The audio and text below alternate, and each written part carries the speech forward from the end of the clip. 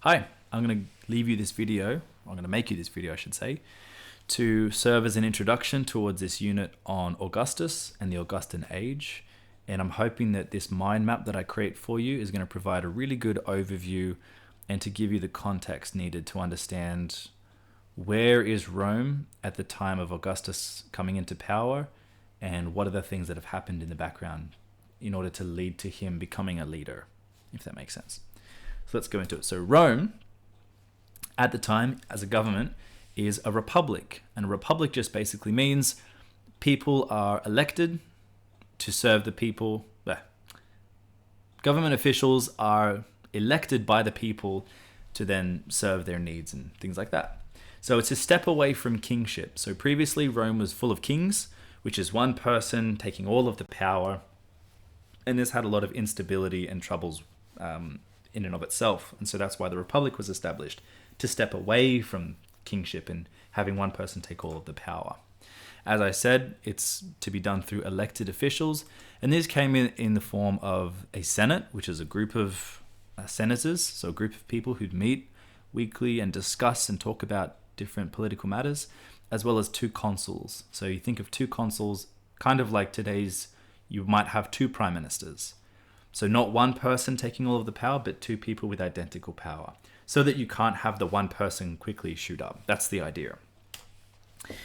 They are meant to, the republic is designed to represent the people of Rome, because they are elected by the people for the people. The problem with this is that the people that were elected, so these senators and consuls, they came from really rich families from nobility. Problem with this, makes them really out of touch with the common people. And so, well, let's get into Julius Caesar. Julius Caesar was one of these senators, so he belonged to the Senate. He was a young politician. He climbed the ranks in the Senate, though he didn't quite agree with the ideas of the Republic. You know, he was almost sort of anti-Republic whilst being within the Republic, if that makes sense, within the system. Caesar was a man of the people. He served the people of Rome. He wasn't there for his own sort of selfish needs or gains. That's debatable, but he really serviced the people of Rome. You know, he gave them land. He gave old veterans land. He provided good taxation systems that were very, very forgiving to people. He gave them grain, so food. He fed them. He put on like entertainment and games and shows and things like that. Really a person of the people. And ultimately, if you're pleasing the people, you're going to be able to maintain a lot of power. And you don't gain power without taking something away. So as Caesar elevates in power, the rest of the Senate have their powers sort of stripped away. And Caesar's able to do this through his army as well. So he leads a lot of good escapades. There's a word for it, campaigns. That's it. He goes to Spain. You know, he eventually conquers Gaul, where he gets a lot of money. And basically, in his army, Caesar has a right-hand man called Mark Antony. Mark Antony, as much as the people love Julius Caesar, like Caesar's like their poster boy, Mark Antony's right there next to him. They love the party of Caesar and Mark Antony because Caesar brings them, you know, ease of life and things like that. However, Caesar, gaining all of this power and popularity, stripping away the power from the Senate, is going to lead to some backlash from the Senate, and basically they assassinate him. They lure him in. 60 senators all gather around. They've got their long white cloaks on, and underneath are hidden daggers. And they take out their daggers and they stab him. And one of the main conspirators towards Caesar's assassination is Brutus. Brutus is also part of the Senate. He's younger. Brutus is such an interesting story.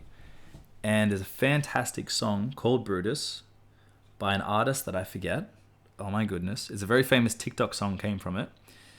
I'll find the name hopefully later and let you know. But Brutus is so interesting because Caesar loved Brutus like a son. Like a son. And it's possible that Brutus could even be his son because Julius Caesar had a long-lasting affair with Brutus's mother.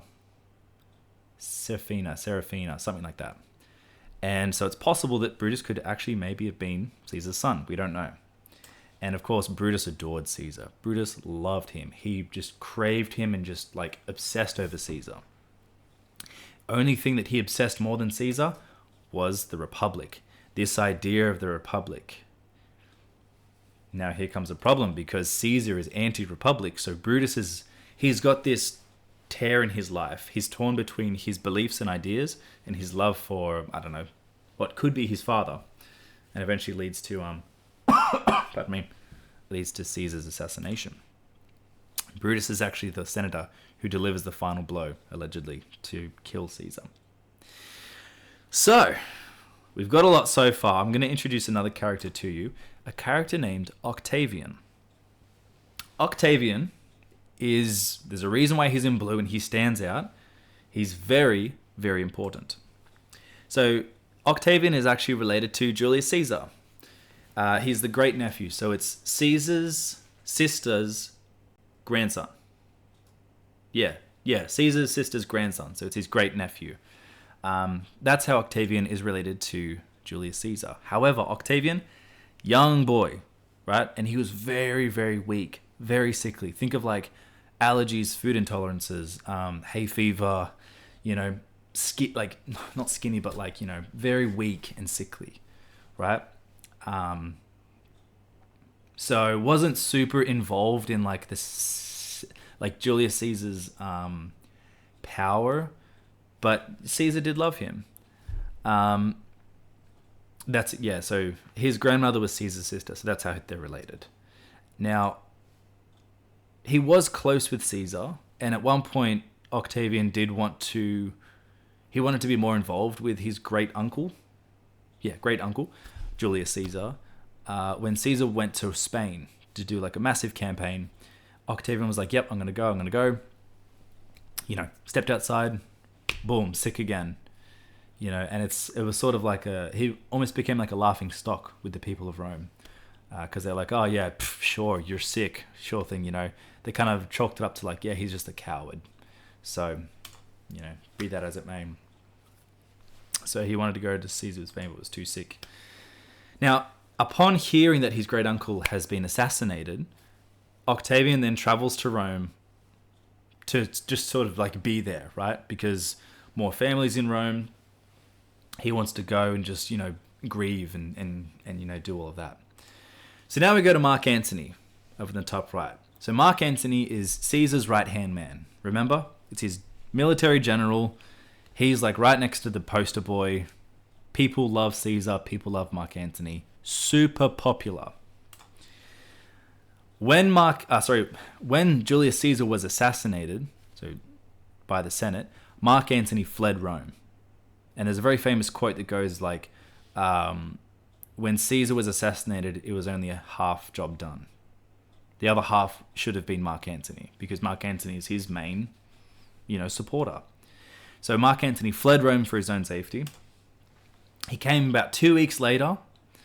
Mind you, the people of Rome are still mourning, even 2 weeks later. They've lost their favorite guy, Julius Caesar. Mark Antony comes back and everyone's like, yes, Mark Antony's back. We're going to be okay. Like, everything's going to be all right. And then Mark Antony gets Caesar's will, like his testament, and he goes to the people in front of this whole crowd and he goes to read out Caesar's will. All right. Oops, pardon me.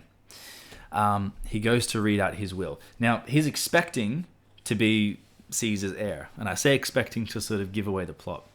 So here's Mark Antony, opens up Caesar's will, expecting to be like, I, Julius Caesar, name thee Mark Antony to be the heir to my wealth, my armies, my estates, everything. Opens it up. Boom. Octavian. My great nephew Octavian receives all my money, all my this, all my that, da. And Mark Antony, I'm sure his jaw probably like dropped to the floor. And the people of Rome would have been like, huh? Like, who? This sick kid that like has nothing to do with anything. How come he's the one that gets all of the, all of the attention in that? So he leaves Octavian. Julius Caesar leaves Octavian all of his money. And like Julius Caesar is incredibly wealthy. He's just sacked Gaul. Like, most of his money comes from Gaul. He's done Spain, everything. All of his military campaigns brings him so much money. So much so that inside Julius Caesar's will, and Caesar did this so that he could give Octavian a bit of like an extra boost into his political career, which is to come. Julius Caesar says that of the money that I give my great nephew Octavian, 2 months' wage is to be given for every citizen of Rome. So Octavian gets dumped all of this money, and then he has to then give it out to every citizen of Rome, 2 months' worth of wage. The people of Rome love this. They're like, oh my goodness, Julius Caesar is the man. He's looking after us. Even though he's dead, he's still looking out for us. What an incredible person. And all of their like gratitude gets to flood towards one person, Octavian. Because Octavian gets the opportunity to hand out their 2 months' wage. Wow. So Caesar is, even in his grave, helping the people, but he's also giving his nephew Octavian a boost into his political career. Mark Antony, I imagine, would just be so gutted at this point at not being chosen as his heir. So I'm going to leave this whole mind map here. I'm going to leave this part of the story here because what's happened to Brutus, what's happened to Mark Antony after being devastated, and what happens to Octavian. All of these questions we're going to leave in the story, and this is where I now want you to go and watch this documentary. Finally, an honest video on Rome's first emperor Augustus by the YouTube channel Briefed. I said the word briefed in the worst way possible. Briefed. Go and watch this documentary. This is going to cover you up to about maybe 20 minutes in, or what I've just told you. But I'm just going to leave it at that. Because that's going to give you enough context so that you can go into this documentary and know what the presenter's talking about. Now, he's got a bit of an accent, so when he says Julius Caesar, he says Julius Caesar, you know, and he says like Octavian. So he says it a bit like not typical of like the English pronunciation, and that doesn't make it wrong, but just know that when he says that, he's meaning Julius Caesar, Mark Antony, Brutus, etc. So, go watch that. I'm just going to leave it here now. Good luck, and I hope you've enjoyed this little context so far.